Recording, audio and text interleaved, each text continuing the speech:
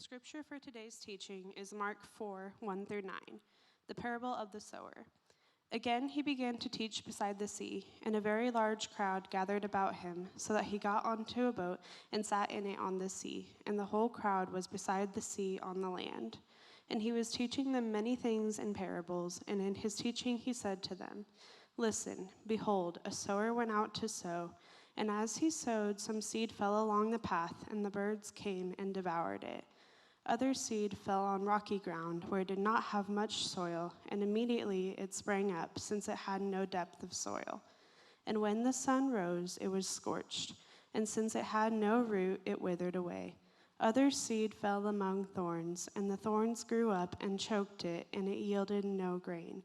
And other seeds fell into good soil and produced grain, growing up and increasing and yielding 30-fold and 60-fold and 100-fold. And he said, 'He who has ears to hear, let him hear.'" This is the word of God to us. Thanks be to God. All right, you guys can have a seat. Welcome. My name is Aaron Addison. I get to serve as one of the pastors here. Hey, if this is your first time, or maybe you're coming and you just have lots of questions, maybe you didn't grow up in church, or maybe you did and this is your first time back in quite a few years, I just want to say, especially just we're really glad to have you here. This is a place where we love to just be able to let you ask questions and wrestle with that with you. Jesus, as we've gone through Mark, we see a lot of people had lots of questions for Jesus. And even today, we get to see some disciples come and ask Jesus, "Hey, what did you mean? Because we really didn't get it." And that's okay. So we can work through that together and talk through that together. And we're just really glad that you're here. I want you to just take a minute and just picture with me, imagine if you could, that right now through these doors over here, Jesus walks in, all right?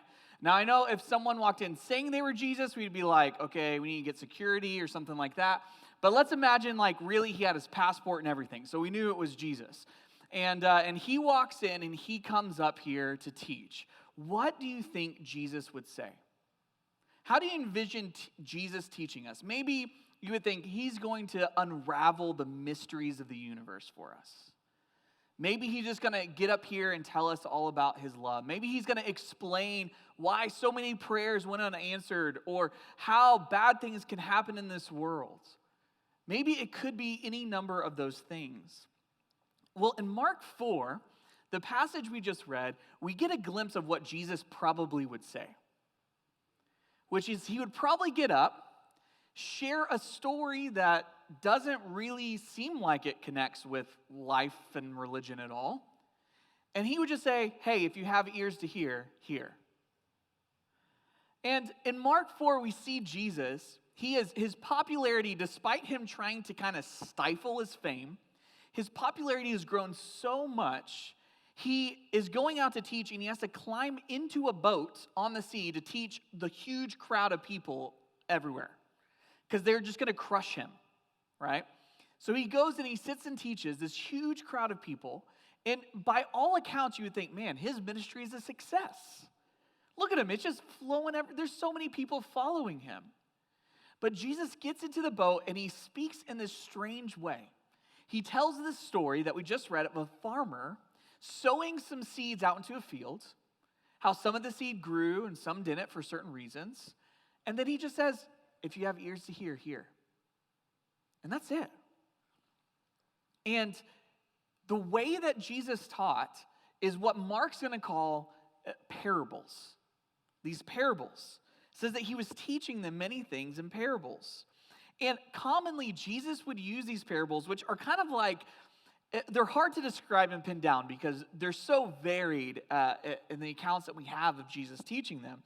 But they're these stories that you just know in your gut when you hear it. They have a deeper meaning than you think, right? You hear it and you're like, I know he's not just trying to teach me about farming. There's something else going on here. And often, Jesus would give these parables without any explanation. He wouldn't put the pieces together. He wouldn't do any of that. He would just put it out there and leave people to get it on their own.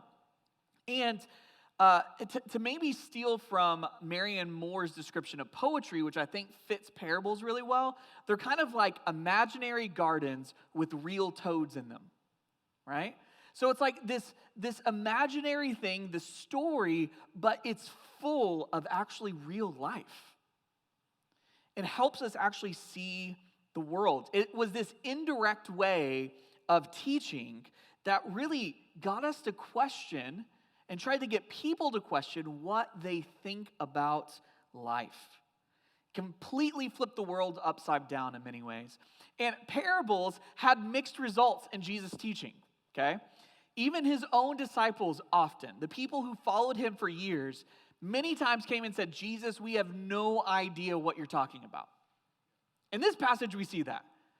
He teaches this parable of the sower, and his disciples, it's kind of like a flash forward moment. You know in movies where like you see something and it kind of fades into the evening later on? That's what's happening here.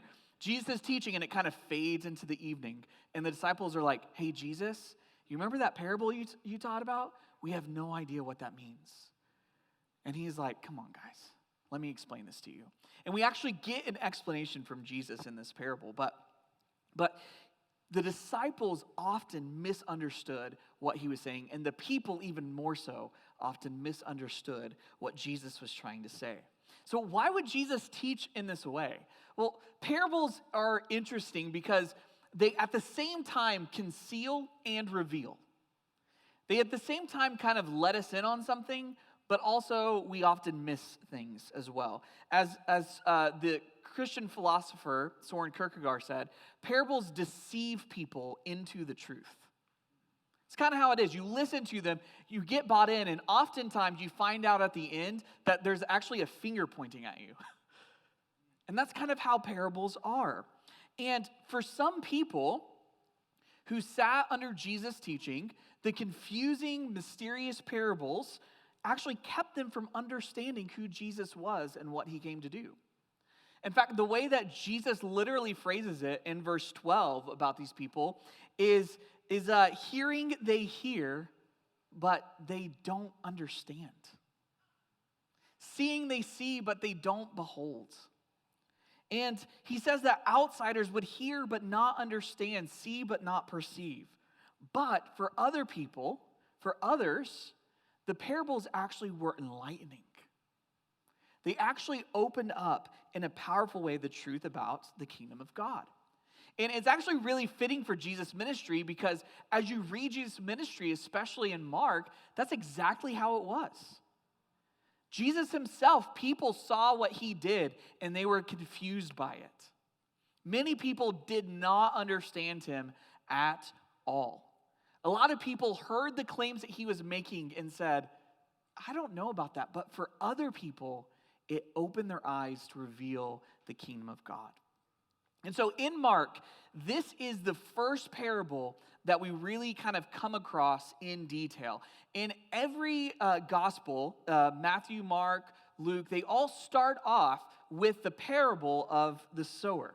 And it's kind of like been called the parable to introduce all parables. And Jesus, in fact, says, hey, if you don't get this parable, you probably won't understand the other things that I'm teaching. It was so central and crucial. And because of that, is one of the only parables that we have a detailed explanation from Jesus on. And so, in his interpretation, Jesus shows us and teaches us that the 4 different soils he's talking about, the 4 seeds, 4 plants, whatever you want to call them, are actually 4 different ways of hearing the word. 4 different ways of hearing the word. He says the sower goes out and the seed that he's sowing is the word. And the word's just another way of saying the message of Jesus. So Jesus came and we know what that message is, right? From the very beginning of, if you've been with us since the beginning of the Gospel of Mark, since the very beginning it said, this is the beginning of the good news of Jesus, the Christ, which means the King, and the Son of God. That's what Jesus came to show and to proclaim, that he is the King. And that he has come to rescue us from our brokenness and rebellion and bring us into his kingdom of blessing. That through his life and death and resurrection, he actually offers us a new life, a new way of living, of salvation and rescue. And Jesus calls us to follow him. And we've seen all of that in these first 3 chapters. And now we kind of look at this crowd, and again, you can be tricked into thinking all these people are following Jesus, and Jesus kind of looking and again kind of pointing the finger. He's kind of looking and saying, hey, there's actually different ways of hearing me that produce different things. And so he lays out for us in this kind of interpretation, him explaining his parable, 4 ways of hearing his message. And those 4 ways are still present today.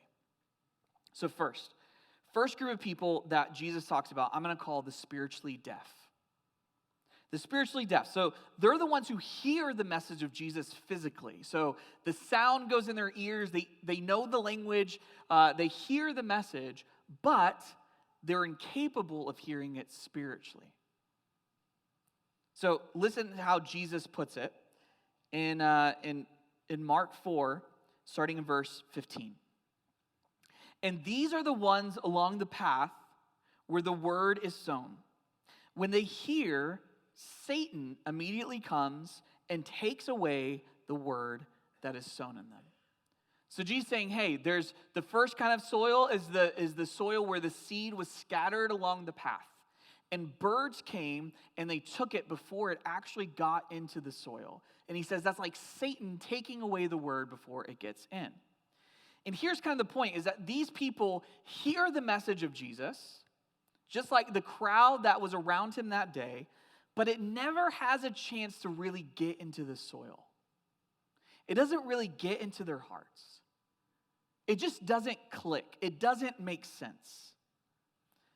Jesus, when he's talking in verse 12, and he says that saying about they hear but don't understand, that word for understand is really kind of similar to how we would say in English, put 2 and 2 together. So it's kind of like they hear, but it just doesn't come together for them. But Jesus doesn't say, notice, he doesn't say that people are just not intelligent enough to understand. He's not saying, like many teachers told us growing up, hey, you're hearing but not listening, you need to pay attention. But he actually points to a spiritual reason as to why we just can't get it. He says there's this spiritual enemy, Satan, that's actually preventing us from truly hearing and receiving the message of Jesus. Later on in the New Testament, the Apostle Paul, who is a follower of Jesus, he picks up on a very similar idea, though he uses the analogy of sight instead of hearing. And he says this, see if this sounds familiar, in 2 Corinthians 4. In their case, the god of this world, which is kind of a way of saying Satan, has blinded the minds of the unbelievers to keep them from seeing the light of the gospel of the glory of Christ, who is the image of God. And so these people hear, but it's like they have blinders on. It's like they have earplugs in their ear. And even though they understand the words, things don't come together for them. Faith doesn't really spark in their hearts. And this is the place that all of us find ourselves in before faith in Jesus. I remember growing up, I didn't really grow up in the church. I went to church a few times because I grew up in Oklahoma, and that's just what you do sometimes when you're bored. But I went to church a few times, and I am sure of it, that there were preachers who preached the good news of Jesus to me. I am sure I went to services where they talked about Jesus' love for me, his life, his death, and resurrection for me, but the pieces didn't fit together. And in many ways, looking back, it's kind of like a blur. It's a little bit like, I remember going to church. I literally don't remember anything they talked about. And it's this idea of there was no ears to hear or eyes to see. And there came this moment where it's like the veil was lifted and was hearing for the first time. And as I kind of talk to followers of Jesus, I love doing membership interviews here because we actually talk to people about how they came to know Jesus. And one of the things that always comes up over and over again is really something like this, where you hear people who they've been in church their whole life, went every single week, grew up, and then they say things like, it was like I heard the gospel for the first time. And they've been in church for 20 years. Now, it could be that they went to a really bad church, but it could be that maybe God gave them ears to hear. Maybe that happened for the first time. Maybe the blinders that Satan was putting on was actually lifted off. See, Christianity is not about being a good person, because we're really not good people. And it's not about us. The reason we're here is not so we can really celebrate how awesome we all are. Like, that's not why we're here. Instead, a great picture, I think, of the good news of Jesus is like, have you seen those Facebook videos where you have like a child or something who's deaf, born deaf, and they get to hear for the first time? It's like every time I watch one of those around my wife, she's like, what's going on? I'm like, nothing. Just put my phone away. You know, it's one of those things that just makes you weep and cry. It's like people who hear for the first time, especially little kids, it's like through technology, they hear their parents' voice for the very first time. They've seen their parents, they love their parent, and now they actually hear their voice for the first time. Well, faith in Jesus is the exact same way. It's like our ears have been opened and we hear our Father's voice for the first time. And it changes our life. And so Jesus, he's showing us and telling us, hey, we need ears to hear. And some people, when they hear the message of Jesus, they just can't, it just doesn't connect. So, first group of people, spiritually deaf. Second group of people Jesus talks about, the spiritually flippant, is what I'm going to call them. And they hear, and they, in some ways, receive the message of Jesus, but in a very superficial way. So read with me in verse 16.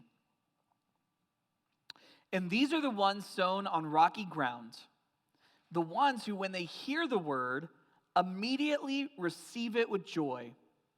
And they have no root in themselves, but endure for a while.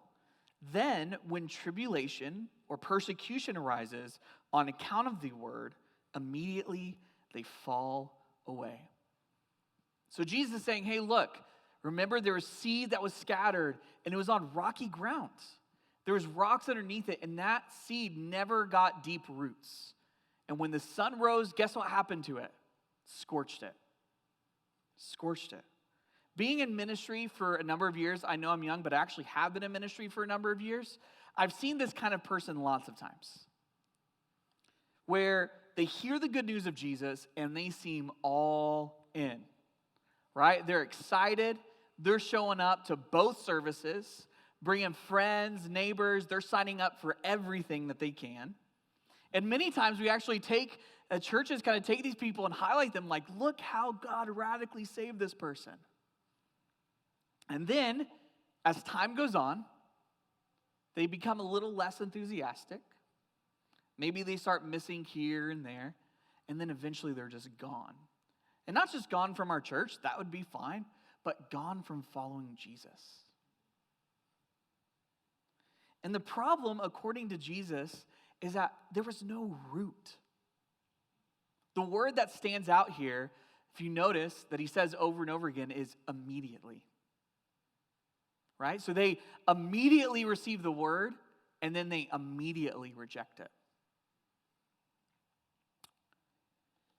For this kind of group of people, the spiritually flippant, there's a way that they've accepted the good news of Jesus, but it's not a hill worth dying on. I think that's the best way to describe it. As soon as the sun starts beating down on them, it's ready to move on. Time to move on. And the reality is that when things get hard, when the whole world seems against us, when we aren't sure what is true anymore, we actually see how deep our roots go. Because Jesus promises us the sun will beat down on you. And if there are no deep roots, you will wither, just like everything in your yard right now.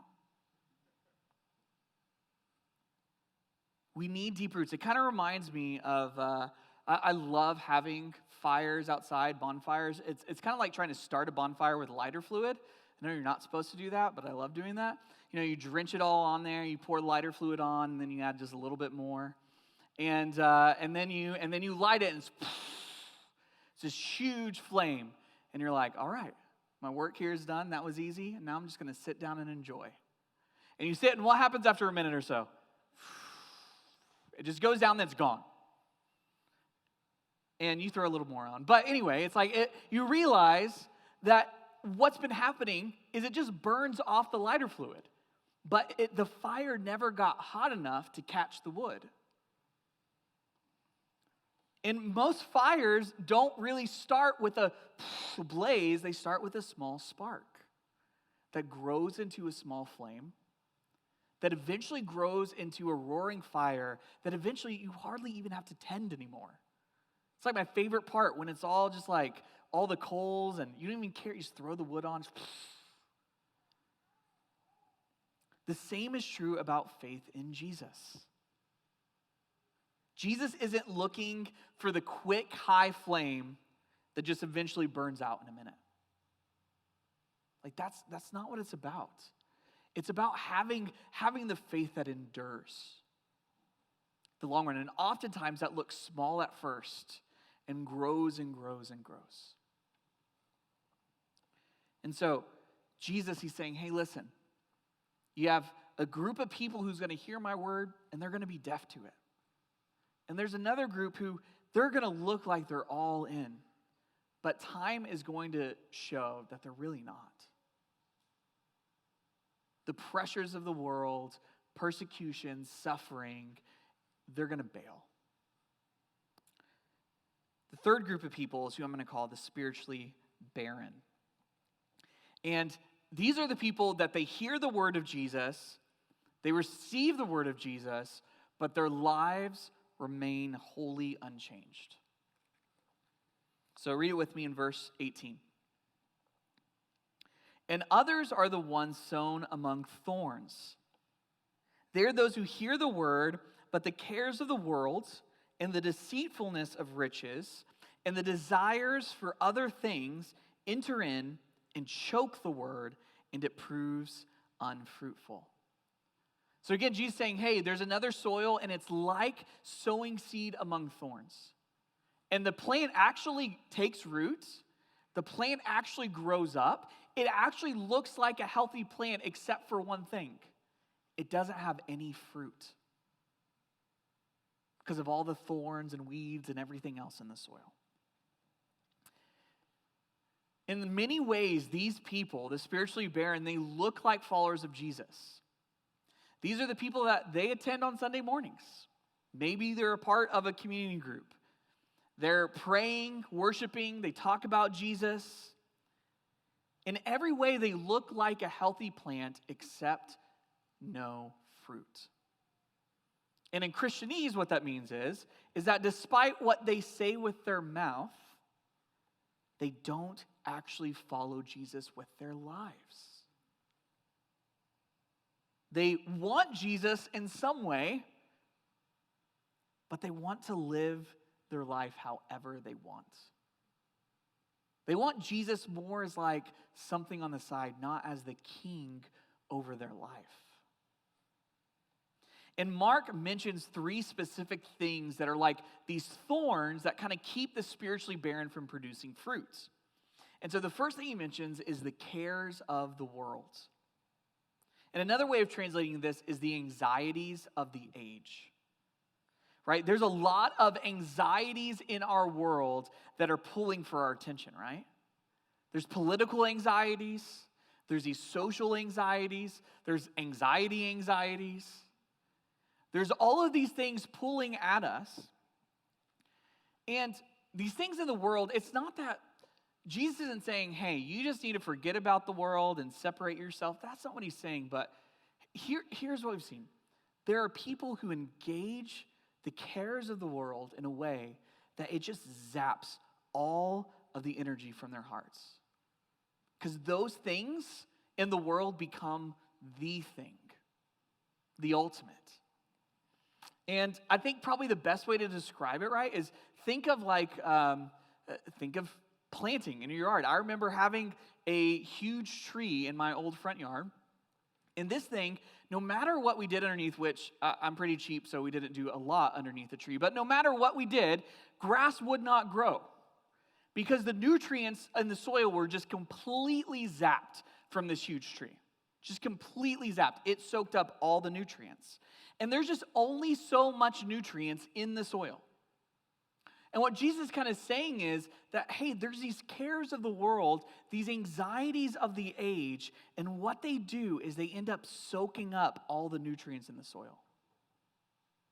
So yeah, you grow up and you look kind of like a healthy plant, but you don't have enough energy and nutrients to actually produce fruit. The anxieties of the world have left nothing left for spiritual fruitfulness. It zaps all our energy away from following Jesus. So Jesus saying, hey, there's going to be lots of cares and anxieties in the world, and those things can really zap you from following Jesus. The second thing he mentions is the deceitfulness of riches. Right? And we kind of get this in some ways. Like we look at our culture, and we know that our culture is all about money, right? It's all about, hey, if we just got that promotion, if we got that raise, if we got enough money, if we invested in Bitcoin soon enough, we'll be satisfied. Our souls will be satisfied. We'll have what we need. We won't have all these pressures of bills and finances. Everything will be great. And Jesus is like, that is a lie. Riches are deceiving us. They're tricking us. All the money in the world is not going to satisfy. And what I love is that sometimes in church we get that, but Jesus goes even further and is like, hey, listen, the love of money, the pursuit of riches will shipwreck your faith. Like a lot of times we don't make that connection, right? We don't make the connection that greed is actually going to lead me away from Jesus, but Jesus talks about it all the time. What Jesus says about the rich should really haunt us. Later on, he's going to say that apart from the grace of God, it would be practically impossible for the rich to enter the kingdom of heaven. Like that should haunt us when we're all running to be that. We, as Jesus said, can either worship money or we can worship Jesus. And we have to choose our God. And it's funny because Jesus is like, those are going to be the gods that you either run after almost.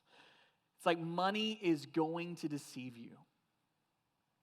And so there are people who, they look healthy, but really they are driven by greed and there's no fruit. Finally, Jesus, in his characteristic way, says, the desires for other things. It's just a junk drawer term. It's like basically anything else that you can think of that you are desiring more than the kingdom. This is going to zap all the nutrients from your soil and leave you fruitless. Maybe it's your comfort or your sexuality or your freedom and autonomy. Maybe it's your reputation and your image. It's kind of Jesus saying, fill in the blank here. There are things that are going to pull you away from me. And here's kind of the point is, if Jesus is king, then he gets to tell us what to do. And we don't like that. We don't like someone coming to us and saying, hey, what you're doing is wrong. We don't like that. And Jesus does it all the time. He comes to us and he's like, that's not the right way to live. That's not going to lead to the blessing and flourishing I want for you. This is something that shouldn't be profound, but I think in our culture, in our time really is profound, is that to be a follower of Jesus, you have to follow Jesus. And we somehow have got this idea that we can separate those things out. That we can be a Christian, have faith in Jesus, and we can live however we want. We can do the things we want. But Jesus time and again is like, if you follow me, you're going to bear fruit. That's what it means to follow me. To follow Jesus, we have to actually follow Jesus. So we see the spiritually barren all over the place today. Many times, these are people who just walk completely away from the faith because they want to do what they want to do. Other times, even worse, are the people who they're still in the church, they still claim to follow Jesus, but they're living a double life. They're the king of their own life still. And they're at the end of the day, they're a plant with no fruit. And Jesus says that is not the way to hear the message. That's not what faith looks like. Finally, we have the spiritually fruitful. And these, in essence, are the people that Jesus is saying, this is kind of the climax of his parable, right? He's like, this is the right way of hearing. So in verse 20, he says, but those that were sown on the good soil are the ones who hear the word and accept it and bear fruit, 30-fold and 60-fold and 100-fold. So there are three things that Jesus mentions here that actually stand in contrast to the other soils, right? First, they hear the word. Unlike the seed that was spread along the path, they actually hear the word. Second, they embrace the word. I think it's a terrible translation to put accept, because the word here is like a wholehearted embrace. Contrary to the way that the seed spread on the rocky ground accepted, received in some way the word of Jesus. And finally, the seed bears fruit, unlike the seed that's spread among the thorns. So this is what it means to have faith in Jesus, to hear, to receive, and to follow. Now, don't be confused at this point. Good soil does not mean good people. Sometimes we can think or read Jesus and say, what he's saying is, the good soil are the good people who hear the word of Jesus and then they follow him. And that's not it at all. Nor is he saying that soil just needs to try really hard to be good soil. I don't know if you know this, but soil doesn't just wake up one day and say, I'm going to be fertile today. I'm going to plant some seed in myself. Like, that's not how it works. And I think here's the point. The point is, it's all a gift. It's a gift from the sower. You see, in this parable, Jesus actually, one of his little tricks is he doesn't actually tell us who the sower is. But it's kind of like all around we see it's like, oh, Jesus is the one sowing the word. He's the one spreading his message.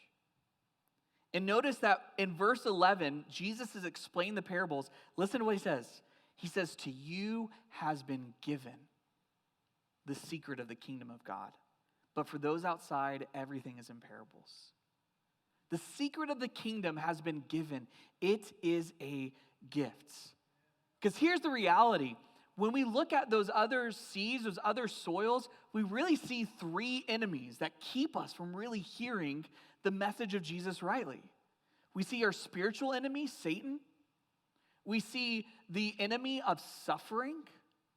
And we see the enemy of our own sin. And those things have to be overcome for this seed to take root and actually produce fruit. And what Jesus is saying in here is, I have overcome those things. I'm the one who's done that. I've planted the seed. I've worked.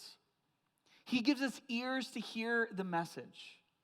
He gives us deep roots in us and plants faith in us that grows up and produces fruit. The good soil are not the people who are just smarter or put things together better. They're the people who God had grace on and gave ears to hear. There are enemies within and without that are trying to keep us from hearing the message of Jesus, from keeping the seed from growing rightly. But Jesus' grace is stronger. And so Jesus, he begins and ends this parable with a call to listen.